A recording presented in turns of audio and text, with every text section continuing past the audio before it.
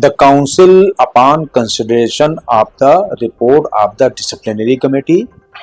along with written representation received from the respondent, decided to accept the findings of the disciplinary committee,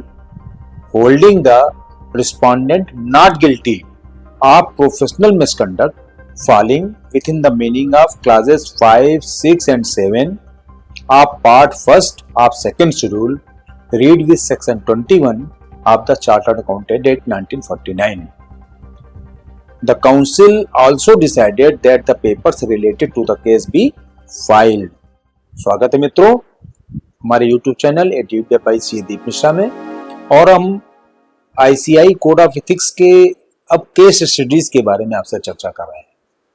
तो हमारे सामने एक case और आया है। हम केसेस की जब भी चर्चा करेंगे तो आप ये ध्यान रखिएगा, हम कभी भी किसी की भी केस में किसी भी चार्टर्ड अकाउंटेंट या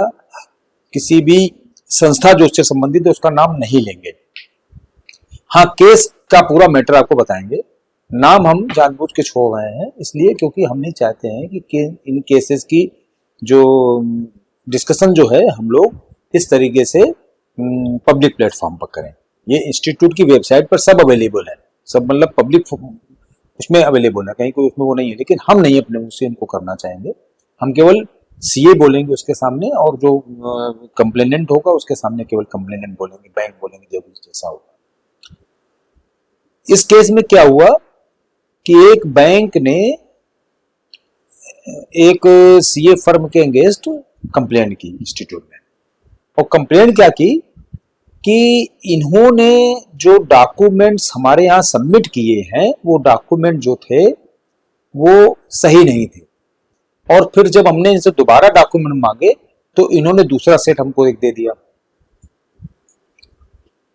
और इनका ये भी कहना था कि हमने जब उस रिस्पोंडेंट फर्म से जब हमने कांटेक्ट किया तो रिस्पोंडेंट फर्म ने हमको किसी भी तरह का कोई जवाब नहीं दिया। जब रिस्पोंडेंट फर्म से इंस्टीट्यूट ने कांटेक्ट किया और उनसे पूछा उसके बारे में तो उन्होंने कहा कि नहीं, इनका तो जब पहली बार लेटर आपका आया था तभी हमने जवाब दे दिया था और इंस्टीट्यूट को भी हमने उसी समय जवाब दे दिया था।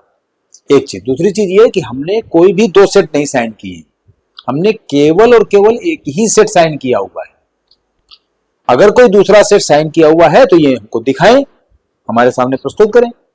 हमने आपको जो सेट दिया है वही सेट आरओसी की वेबसाइट पर है और वही सेट हमने साइन किया हुआ है, उसकी सर्टिफाइड कॉपी हम आपको दे रहे हैं। और इवन बैंक ने जिस सेट को बैंक ये कह रही है कि हमने वो सेट भी इनको दिया हुआ है वो हमने कहीं नहीं सर्टिफाई किया हुआ है। बैंक के पास अगर किसी तरह का कोई ऐसा डॉक्यूमेंट हो तो बैंक प्रेजेंट करे। हुआ क्या था कि ये केस इंफॉर्मेशन केस था जिसको कि बैंक ने as a information case submit किया था। और इंफॉर्मेशन केस की एक खास चीज क्या होती है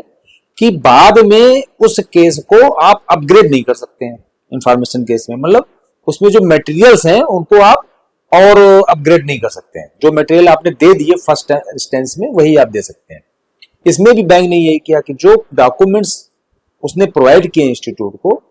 वो डॉक्यूमेंट्स वो थे ही नहीं जो कि चार्टर्ड अकाउंटेंट ने सर्टिफाई किए थे, जो चार्टर्ड अकाउंटेंट ने साइन किए थे। बैंक ने वो डॉक्यूमेंट इंस्टीट्यूट को प्रोवाइड किया जिसमें सब जगह एसडी लिखा हुआ था। एसडी मतलब वो डॉक्यूमेंट जिसमें कि ये मान के कि इसकी ओरिजिनल कॉपी हमारे पास है, कोई भी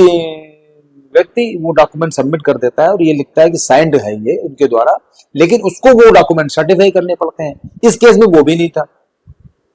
मतलब किसी ने उनको एक्चुअली में ओरिजिनल सिग्नेचर से कहीं भी सर्टिफाई नहीं किया था। अब बैंक ने उसके बेसिस पर उसमें लोन किया था या जो भी था मैटर, वो तो एक अलग मैटर था कि बैंक ने उसके बेसिस पर लोन किया था। और बैंक ने ये कहा कि जो इन्होंने दूसरा सेट हमको दिया है उस दूसरे सेट में जो इन्होंने एक दूसरी बैंक का भी लोन दिखाया है जो कि पहले सेट में नहीं दिखाया था। जबकि जो रिस्पोंडेंट सीए फर्म थी उनका कहना यह था कि हमने इस तरह का कोई भी डॉक्यूमेंट इनको नहीं दिया है, हमने जो डॉक्यूमेंट इनको दिए उसमें दूसरी बैंक का भी लोन था और वो सारे डॉक्यूमेंट जो है हम आपको सर्टिफाई करके दे रहे हैं। और वही डॉक्यूमेंट जो है एमसीए की साइट पर भी, आरओसी की साइट पर भी वही डॉक्यूमेंट सबमिट है, उनकी सर्टिफाइड कॉपी उसने इंस्टीट्यूट को प्रोवाइड की। और वही डॉक्यूमेंट केवल एक सिंगल सेट जो मिला जो कि चार्टर्ड अकाउंटेंट फर्म ने उसने सर्टिफाई किए हुए थे। मतलब इंस्टीट्यूट ने भी उसमें बहुत इंक्वायरी की बहुत तरीके से उसमें कुछ जो है वो भी बुलाए गए, क्या नाम, जो लोग गवाही के लिए बुलाए गए, लेकिन वो कोई भी इस तरह की कोई चीज प्रूव नहीं कर पाए। आफ्टर ऑल बैंक की तरफ से जो ये आरोप लगाया गया था सीए फर्म के ऊपर कि इन्होंने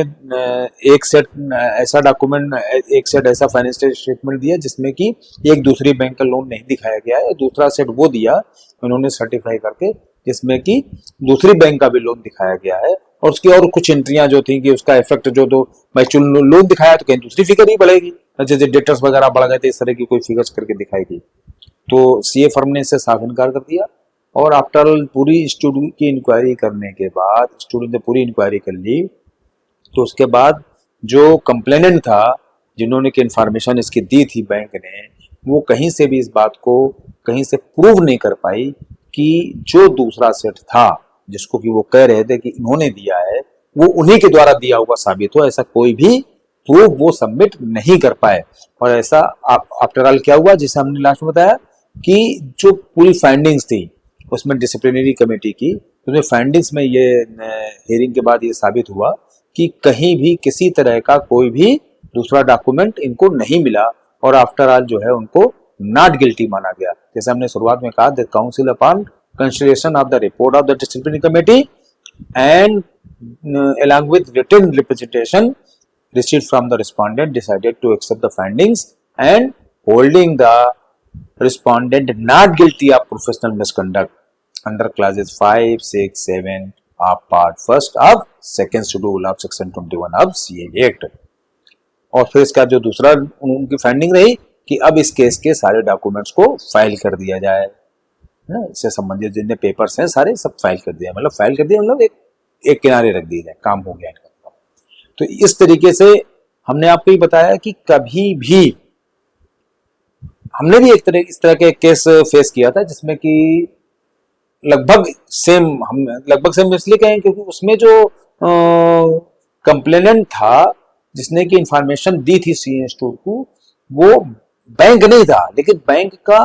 वो मैनेजर था जिसको कि बैंक ने ऑलरेडी सस्पेंड किया हुआ था इन चार्जेस पर कि उसने फर्जी लोन बांटे हुए थे। और उस जो मैनेजर जो हटा दिया गया था बैंक से, उसने इंस्टीट्यूट में उस ऑडिटर के अगेंस्ट उसने कंप्लेंट की थी कि इन्होंने लोन्स को जो ऑडिट किया है तो उसमें इन्होंने ठीक ढंग से ऑडिट नहीं किया और वो लोन जो थे फर्जी थे, जबकि वो उसके पहले पिछले साल का केस था। चार्टर्ड अकाउंटेंट ने ऑडिट जो किया था उसके अगले साल का किया था। एक चीज, दूसरी चीज ये कि उसमें भी सेम चीज थी कि वो जो मैनेजर था जिसको कि बैंक ने निकाल दिया था, उसने भी जो डॉक्यूमेंट इंस्टीट्यूट के पास सबमिट किए थे वो कहीं से भी वेरीफाइबल नहीं थे, मतलब बैंक ने उनको वेरीफाई नहीं किया था, है ना, कि बैंक सर्टिफाई करके देता था कि ये डॉक्यूमेंट हमारे यहाँ के हैं, बैंक ने वेरीफाई करके नहीं दिया था। और चूंकि हम लोगों ने हमने उस केस को रिप्रेजेंट किया था, तो हमने भी ये बात कही थी बार बार इंस्टीट्यूट से कि ये जो डॉक्यूमेंट है जो सबमिट कर रहा है कंप्लेनेंट, ये कहीं से भी वेरीफाइबल नहीं है, ये कौन से डॉक्यूमेंट है, कहाँ से ले आया है, क्या है, ये कुछ हम लोग जानते नहीं है। एक चीज, दूसरी चीज ये कि ये उस ईयर से रिलेटेड नहीं जिस साल की बात हो रही, जिस साल का उन्होंने ऑडिट किया हुआ है। तो इन दोनों चीजों को देखते हुए हमारे जो जिनका केस हमने रिप्रेजेंट किया था उनको भी इंस्टीट्यूट ने नॉट गिल्टी ही बताया था। तो इस तरह की चीजों में हमें लगता है कि हम लोग को पहली चीज तो बहुत ध्यान रखने वाली चीज क्या है कि कभी भी अगर दूसरी कॉपी हमको साइन करनी पड़ रही है फाइनेंशियल स्टेटमेंट्स की, तो हम लोग ध्यान से कंपेयर कर लें, क्योंकि होता है कि कभी कभी क्लाइंट मान लो एक कॉपी साइन करवा के ले गया और दोबारा फिर वो कहना भैया एक कॉपी हमको और दे दो, तो वो कॉपी जब आप साइन करके दे रहे हो तो आप पहले पुरानी वाली कॉपी से मिला जरूर लो, है ना। पता लगा आपने पहली बार एक कॉपी साइन करा लेके दोबारा वो अपने यहाँ से कुछ प्रिंट करके ले आया, चेंज करके वो कह रहा भैया इसमें भी साइन कर दो, है ना। उस समय ध्यान नहीं रहा था साइन करवाने के लिए, एक कॉपी और साइन करते हो, तो एक कॉपी जो दूसरी साइन होने आई उसको बिल्कुल एक एक कॉमा फुल स्टॉप से कंपेयर करने की बहुत जरूरत है। और इस तरीके से किसी के ऊपर बिना विश्वास किए हुए ही आपको अपने आप को फुल सेटिस्फेक्शन के बाद ही सारी चीजें कंपेयर करते हुए ही आपको कोई भी फाइनेंशियल स्टेटमेंट्स, कोई भी बैलेंस शीट, कोई भी ऑडिट रिपोर्ट आपको साइन करनी चाहिए। आगे हम लोग और भी केसेस के बारे में चर्चा करेंगे, मिलते हैं ब्रेक के बाद।